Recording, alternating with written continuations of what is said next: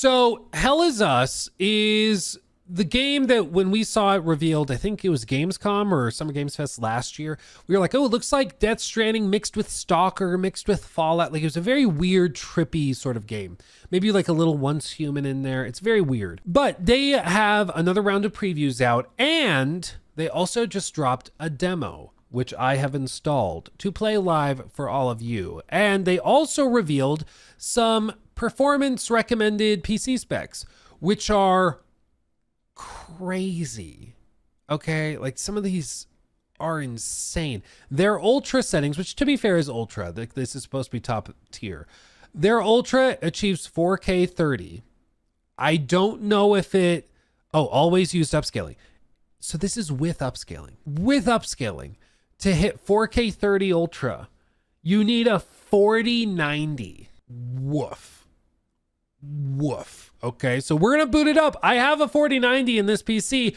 We'll see how it runs, if this is maybe overly conservative, but if it really needs upscaling to hit those levels, that's insane. But we'll test it ourselves. But first I want to look at this very little snippet from GameSpot about their preview, I believe playing the same snippet of gameplay. So let's see what they have to say.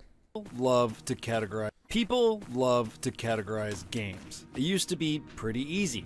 You had your platformers, shooters, sports games, and RPGs. Then we started saying things like Metroidvania. Fast forward to today, and burgeoning genres and new ideas led to phrases like deck builder roguelite, strand game, and Souls-like. These labels are useful to get a quick idea of what a game is, but it gets complicated when you're confronted with something like Hell Is Us. I played 3 hours of Rogue Factor's upcoming title at a recent press event in Montreal, and I walked away thinking it defies easy categorization. I realize I did this very thing by describing it as a Death Stranding meets Fallout meets Stalker game. So I realize I'm also doing this now, but I think the reason people do this is because the industry is so competitive nowadays. You kind of need to quickly and easily break something down into its component parts for somebody to understand it. You know, there are still going to be games that are just hard to describe. Like Nier is a really kind of hard game to describe to somebody who's never played a game like that. Same, even like a Persona 5 Royale is a little tough to explain to somebody who's never played like a life sim RPG kind of game. Like it can be tough to describe, but it doesn't mean we shouldn't try, you know. But let's see what they say about what it actually is. Set in the early 1990s in the fictionalized hermit nation of Hadia, players assume the role of Remy. He was born in Hadia and re-enters the country after years abroad in an effort to learn about his past and find his parents. It seems like he could have picked a better time to do this, as Hadia is currently being torn apart from a civil war and a phenomenon called the Calamity, which has resulted in the appearance of otherworldly, violent creatures. As Remy, players will quickly acquire tidbits of information that start to flesh out the story of what happened to his hometown and family. Conversations with NPCs frequently offer up relevant information that is tracked in Remy's datapad. The investigation tab of your datapad starts out very basic, with only a few broad threads to follow. Are they doing the questing board? I'm sorry, like, I understand why they did the questing board in like AC Shadows and AC Mirage, because it's a different way of visually representing quests and objectives and stuff. Personally, maybe I'm just a boomer. I like the list. I like a list of things I'm doing. It's easier to keep track of. You know, it's the same thing with like a pen. You don't need to reinvent the stylus. You know, some things are the way they are because they just work. They work well. A quest list works well for me. I like lists. I can keep track of it. AC Shadows, their quest log was like such a headache because it was just like, oh, all the boards and stuff. But again, maybe I'm just a boomer. This, I think, is broken up into core components. So family reunion, and then they have characters related to this. And then within these, they have locations listed, descriptions. The investigation will update as you go through and collect more information and clues, notes, and things like that. And then, you know, individual like important information. So FAQ items as well. Could work really, really well, but I'm a boomer. I like my quest lists. Before long, those threads branch out until the investigation tab is a web of leads and mysteries. For players who love piecing together disparate events until a mystery becomes clearer, the early hours of Hell Is Us should be very enticing. Each player's path to uncovering this information should be unique. Rogue Factor is steadfast in its mission to not hold the player's hand throughout this journey. There is no map, no quest log, no objective marker, and very little in the way of a HUD. Now this I do like. So no quest log if we're not replacing the quest log with the board and it's just a quest log that's more confusing. That's what I have a problem with. That's what Shadows was. Is it was a quest log but as a board, and it just was a more difficult way of reading what could have been in a list. But if we're completely breaking apart and breaking away from the idea of a quest log and we're going for something more dynamic and organic, I like that idea in concept, because I like games that just don't hold your hand and let you go. Just like figure it out. Some people hated that. Even this seems even more hardcore than, of course, what we saw with like, you know, KCD2. But even KCD2, people threw a fit over because it didn't hold your hand at all. I mean, it's like, no, you smell bad, and so you don't get to talk to that person you want to talk to because you smell so bad. I love that kind of thing. I can understand why some people don't. This is less like survival elements, though, with those types of sim components, and more just Dragon like of Dojima donated $10 roam, through you know? Super. At most, you might get some diegetic hints like markings on trees or wind chimes in a forest to affirm that you're Diegetic, on the good right word. path. On occasion, you might find something like a hand-drawn map that you can equip just like a health item for easy access. I was playing the Oblivion remake on my flight out to Montreal. Between my quest log, the clairvoyance spell, and an abundance of objective markers, I couldn't have gotten lost even if I had wanted to. Going straight from that to Hell Is Us gave me whiplash. I wasn't necessarily getting lost in Hell Is Us, but discovering the next step in my journey felt solely up to my own deduction rather than looking at a red triangle or compass marker. Well, and the reason I love this is because something that happens so often in games, you just watched it happen. Watch it again. Probably didn't even realize. Solely up to my own deduction rather than looking. Did he read the whole thing, the whole note? Not in that amount of time, right? And this happens in a ton of games where you pull up a little note and you just hit B and you close it. Because like, yeah, it's whatever. If I want to learn about it, I'll just... I'll quickly go back through the codex later and I'll figure it out later. I think a lot of people play games like that, and I think it's fine. And the reason it's fine in those games is because they don't expect you to read everything. Like the questing, the story, everything is built in a way where they kind of assume you aren't going to read it because they know most players won't. But a game like this, it seems, is trying very intentionally to flip that and to make you read it and pay attention to those things. So when you pick up a note, you do have to look through it, notice the little intricacies. So it's about the Ramhead medallion that I just picked up. Okay, this was on January 25th. Okay, 9th century origin. Okay, twin depressions found near door DW013 of an underground complex.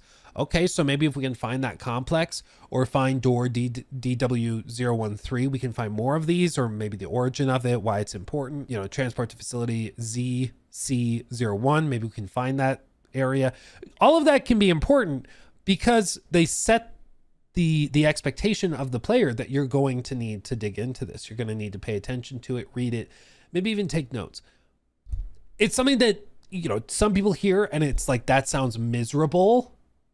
That sounds horrible to have a notebook on the side while you play a game to keep track of all of these little bitty things. Other people are going to love that.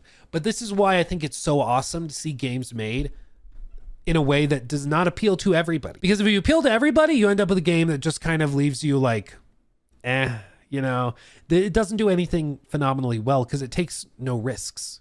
It doesn't try to do anything so crazy that'll turn people off. Whereas with this, they fully expect. Yeah, some people who want their handheld are going to hate this. Be like, what am I supposed to do? Looking up guides and figure out how they need to go through the motions. And I think it's, again, all just about how they approach and what they expect from the player. If they expect the player to just be guided through the motions and all that, that's fine. I call those games more like junk food games. They're games you can just kind of float through without having to think real hard. But a game like this, you need to be paying attention. You need to be taking maybe notes. You need to be really committing stuff to memory. And again, some people will love that. I like this. Some people will hate it, which is also okay. You know, it's not trying to be everything to everybody. Than looking at a red triangle or compass marker. It's hard to think of many games that are as confident as Hell Is Us in the player's ability to progress. Red Dead Redemption 2 could be customized to remove HUD elements so that the player had to rely on in-world markers and NPC shoutouts to guide them on their way. But playing like that depended on the player deliberately tweaking numerous options, and you could still fall back on your quest log. Hell Is Us does not give players a choice. You are going to find your way through the game, or you will not make progress. Plenty of games don't hold the player's hands by default, though they typically still allow you to change some options to make their journey easier. After I dug through the menu of Hell Is Us, I saw no such option for navigation and progression. But there are numerous tweaks you can make to the combat difficulty. You can alter enemy aggression, enemy damage, enemy health, and even the penalty upon death. If you find yourself dying a lot in combat, you can make your life a bit easier. It doesn't seem like Hell Is Us offers that same mercy when it comes to overall progression, however. Rogue Factor seems to want to leave that part of the game as challenging as possible. It's also interesting though, because I'm not sure if I would use the word challenging for it. I mean, maybe when I play it, that might change, but it's not necessarily more difficult to progress. It just requires you to pay more attention and like think about stuff more, you know? And I don't know if that's necessarily difficult. It tasks you with more, it expects more of you, but that doesn't mean that it's hard or like really frustrating. I think, but this is also why I think it's really good that they're doing a demo, because it will allow people to get a taste of it before committing the money to sink their teeth into it. Because it strikes me as a game where you might be lost and confused for 20, 30 minutes at a time trying to figure out where you need to go, and maybe you have a hunch. Ooh, I think I figured out where you need to go. You go there, you were wrong. So you reevaluate and then you go somewhere else, and I was right. And I think when you get it right, it'll feel like a great high, but it's just a matter of overcoming that initial frustration. Feels deliberate, but not quite at the difficulty level of something like a From Software title. The enemies I faced were largely variations of Hollow Walkers. These are white, humanoid, faceless monstrosities that frequently eject formless energy clusters from their bodies. Any of you guys watch Severance? You know, in the opening sequence when they have the I don't know if it's a spoiler or not, but they have the one character whose face is like hollowed out. Every time I see these guys, I think of the intro sequence of Severance because of that. Like the hollow head. I don't know why. It is hard to explain. What? Okay, hold on. This right here from the intro Severance when she's looking at the book. That. See, she looks up. Miss Cobell, yeah.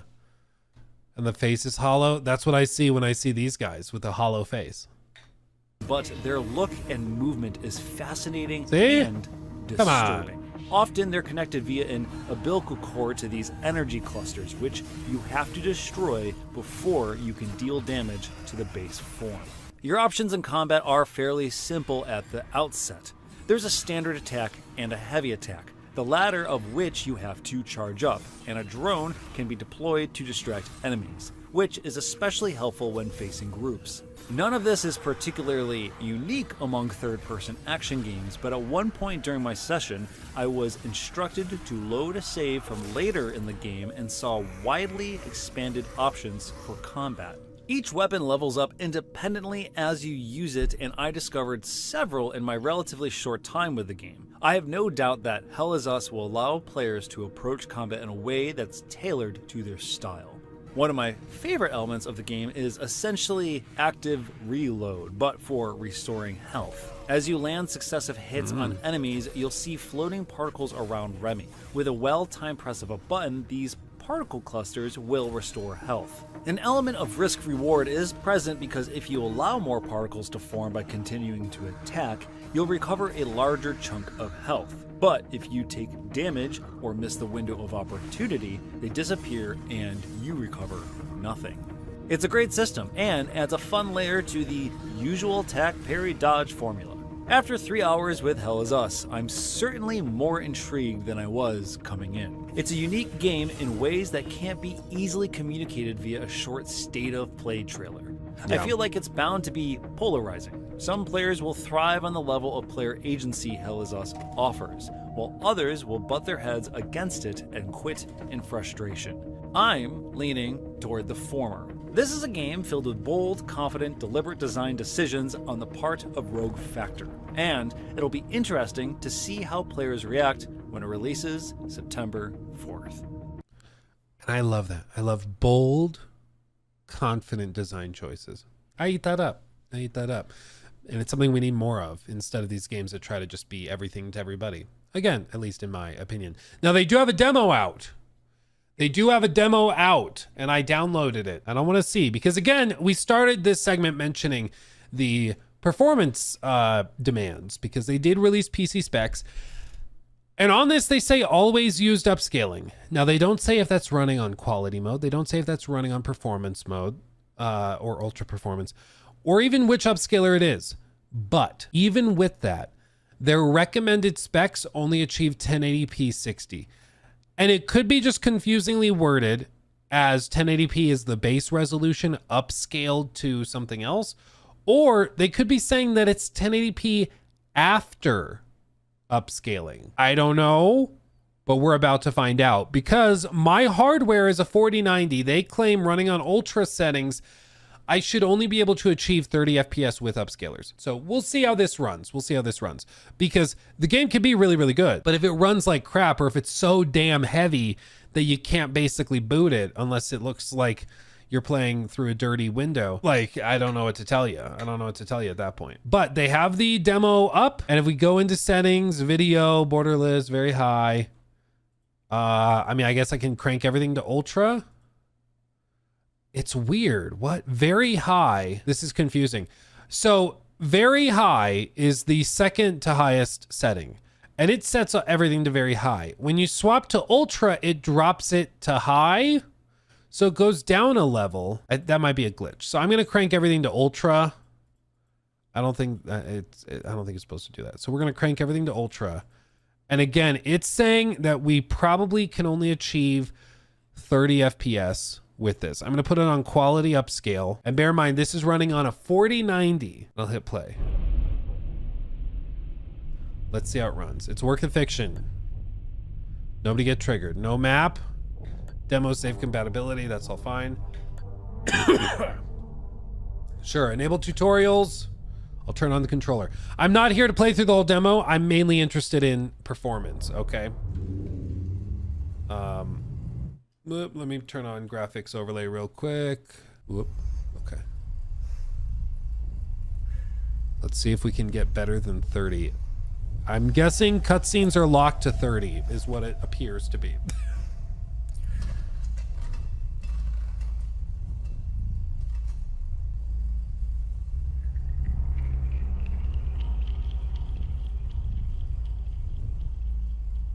It's a true serum. It's still experimental, hence the polygraph. I would have tortured you, but my employers insist I use their concoction. Now, let's begin. How did you get into Hadia? The Yellow Brick Road. Well, apparently, needs more time. While it's going through your system, curious about something. Why did you do it? Anyone in my shoes would have done the same. I think you overestimate human beings. I don't think you realize the time, money, and resources that went into this operation. You pissed off the wrong people. But I'm getting ahead of myself. You were smuggled out of Hadia at age 5, grew up in the foster care system, and dabbled in criminal activities. This is backstory. You managed to pull yourself together and become a decorated soldier. After decades of trying to get back into Hadia, well, you decided to take matters into your own hands.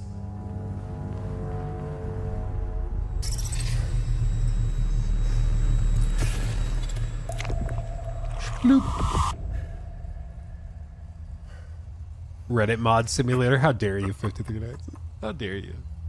Oh, It seems we're ready. How did you get into Hadia? I asked for a transfer to the UN peacekeepers, who were deployed inside Hadia. It backfired. When the paperwork cleared, Hadia's civil war was in full swing and the peacekeepers pulled out. I reported to my new unit, stole some gear, and crossed the mountains. Why come back? Fuck. My parents. I wanted to find them. I needed to confront them. How did you know your parents were still in Hadia? I didn't. My only memory was that my father was the blacksmith of a village of Jova. Cap. Getting into Hadia is just as hard as leaving. Tell me, who smuggled you out? My mother. What happened? She sat me down in the back of a truck, gave me her necklace, and shut the door. She didn't say anything? She told me, never come back. Okay. Here we are in the actual game.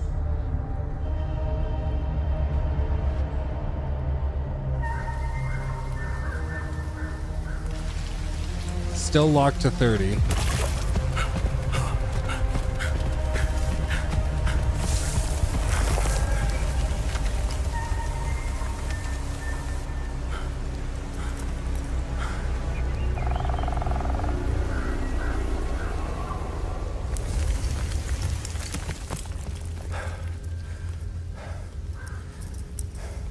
Let's do this.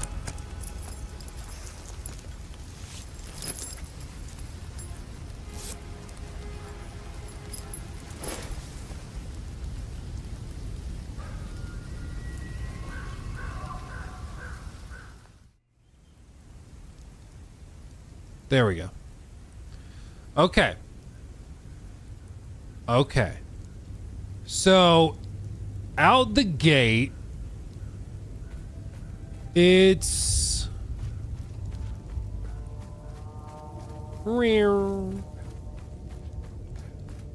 62. It's very consistently holding 62. You guys mentioned VSync. We can turn that off. It doesn't historically offer many problems other than just eliminating screen tear. I do not have, for people asking, I do not have frame generation turned on.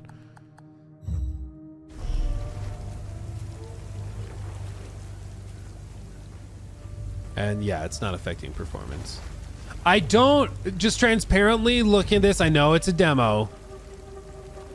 Personally, I don't think it looks good enough to have the steep performance like requirements it has. If I enhance, I'd be able to show you. Can I do this? I mean, you can see they've got like grain turned on, but even if we look at his hair, move the phone.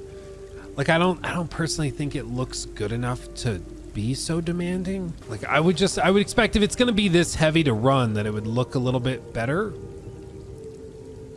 Personally, it's not the worst thing I've seen, but yeah, if people were, oh wait, I have to close that. It's not like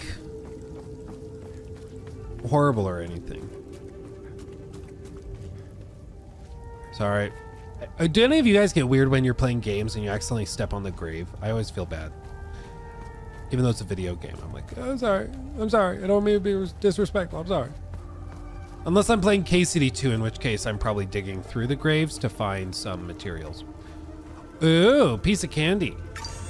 Manual save. Let's go in the cellar.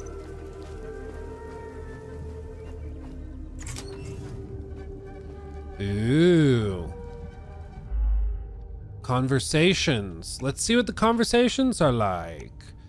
Started with as many characters you encounter, or many characters you encounter. Conversation topics can be chosen based on datum, which represents a specific piece of information you've previously encountered.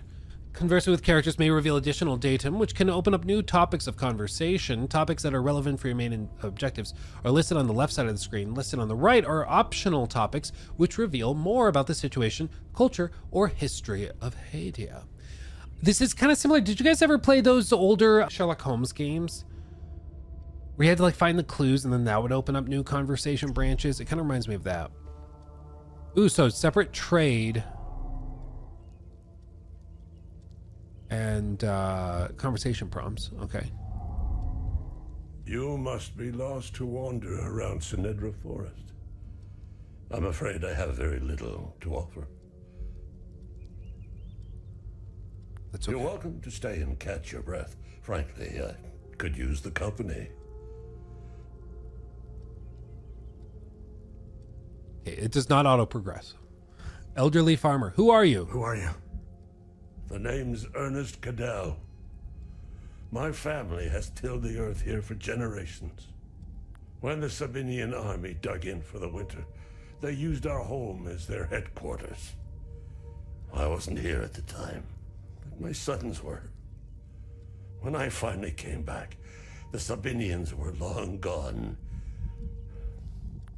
They left my sons' bodies in the forest. My only solace is knowing that my fourth son might still be alive. I hope he finds his way home. If he's out there somewhere. What do you want to bet we can find him? Do you know where the village of Jova is located?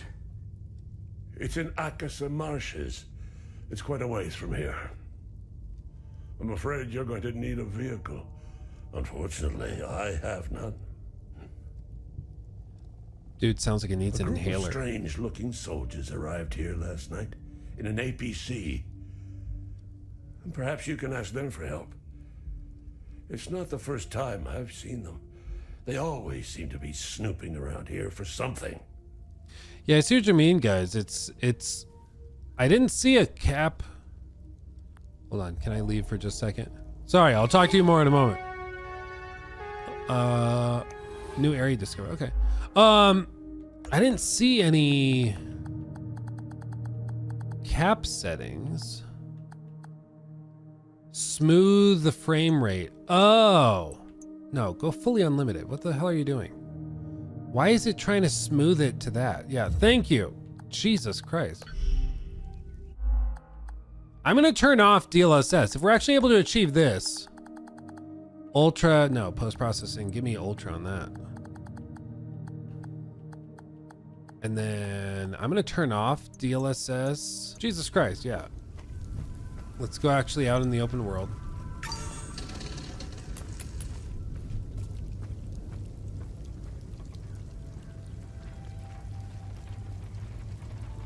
It's still like the ground doesn't. I think there's some weird little tidbits of it, but I mean, this already looks way better. Yeah, man. I mean, it's already, I mean, I don't know why it defaults to frame smoothing where it limits it to 60, but this is already way better. So Jacob, good luck editing this, because when you edit this clip, you'll have to cut out the first chunk where I'm an idiot and I have frame rate smoothing turned on. But now that we've turned off frame rate smoothing, we're well over 100 with everything on ultra. We're not using like ultra performance upscaling or anything. It just,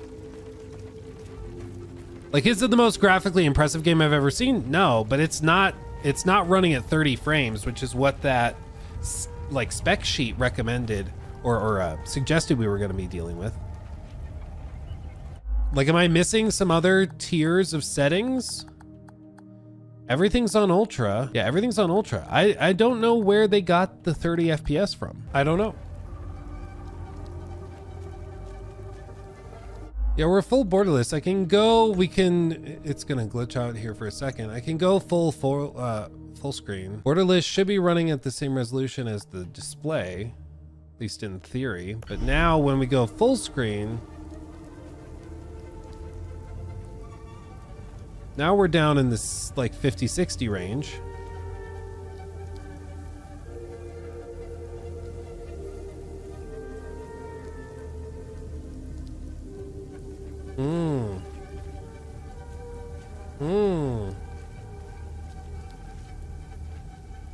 This does look way better. So Borderless is doing, I don't know why it would be doing it at such a lower resolution, but yeah, the hair looks way, way better now.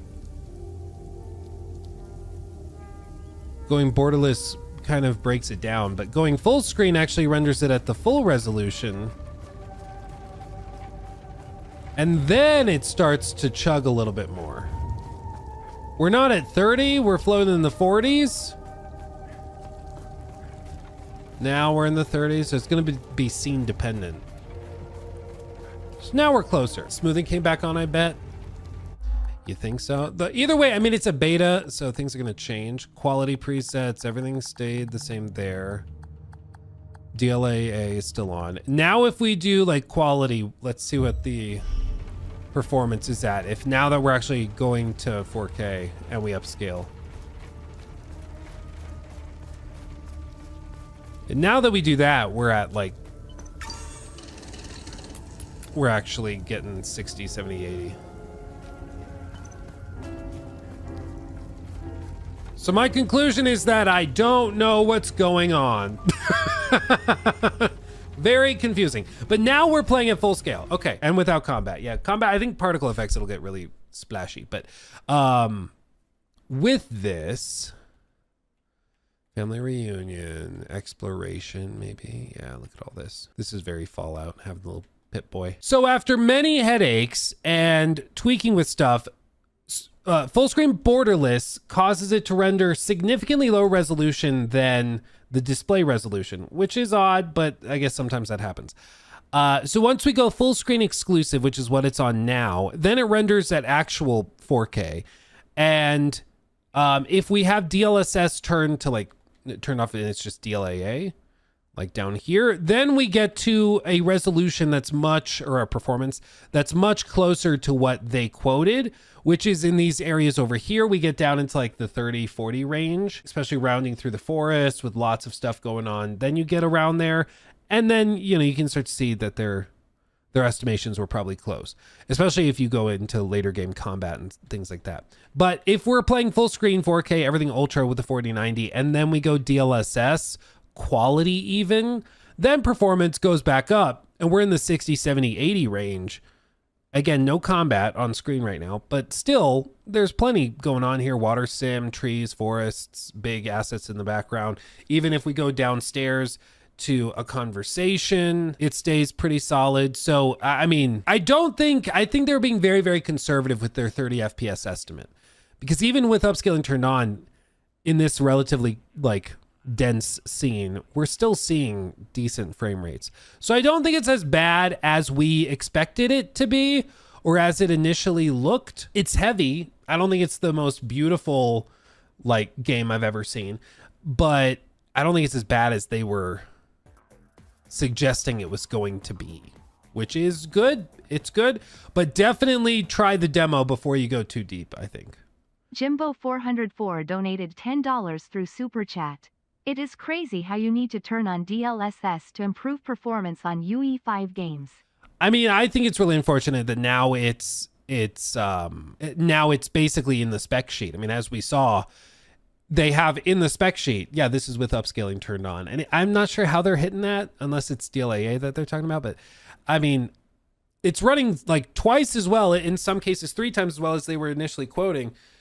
But I just don't think spec sheets should have upscaling included. I think it should be base performance before upscalers, in my humble opinion. All told, I mean, it's running well, and hearing a lot of the previews and information about the game, I am intrigued. I'm interested. Would it be nice if it ran like a little better? Sure. But I mean, this, based on what I'm seeing, it's better than we expected it to be. But if you're not running a ridiculously overpriced PC, you definitely should check the demo, see how it runs on your PC before committing to buying it, which is why it's good that they have a demo for this. But I'm intrigued. I might have to play more of this demo later today, so we'll continue checking it out. He took my thing. Red flag, red flag. 16 times the detail.